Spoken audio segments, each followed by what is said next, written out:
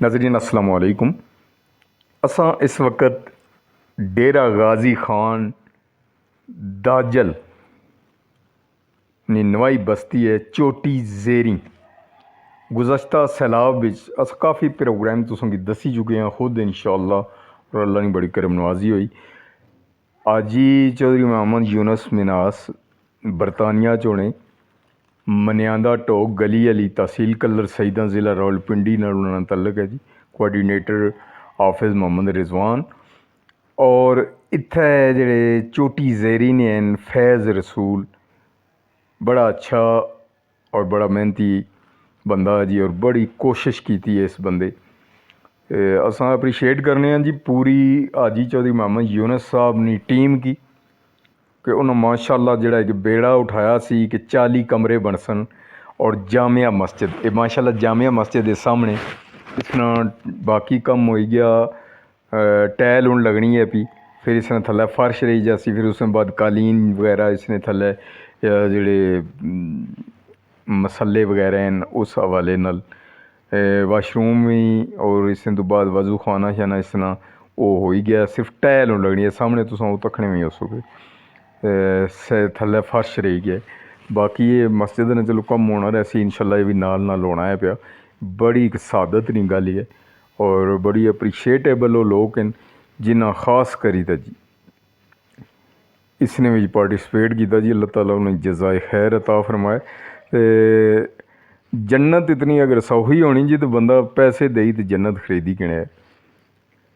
माशाअल्लाह जी सब तो बड़ी गल ये होनी है कि बंदे न दर्द दूसरे न जड़ा दर्द है उसकी समझने सलाहियत होनी चाहिए अल्लाह की तरफों जी।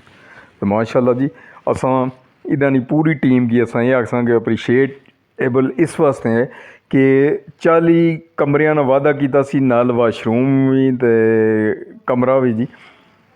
वो अल्लाह कीता ते 34 कमरे मुकम्मल हो चुके। नलके इत्थे क्योंकि पानी बिच खारा ज़्यादा है ते मिठा पानी बड़ा घट्ट है, जित्थै मिठा पानी होना फिर उत्थै नलका भी हाजी होरें आखेआ कि ओह् भी नाल रक्खो जी, पहले एह् नहीं सी। फिर ये होया कि इत्थै ने जेह्ड़े खास करी लोग मुस्तहिक लोग हैं इन्हां वास्ते जेह्ड़ा पैकेज एक राशन ओह् भी महीने ओह् भी उन्होंने पहुँचना है पिया। ते नलकियां ने है कि एक नलका सी मिट्ठे पानी आह्ला ते रश उत्थै बड़ा होना सी, ते उत्थै 2 होर करी ते 3 होई गे जी। ये साईं है जी, कमाल ना बंदा एह् भी जी।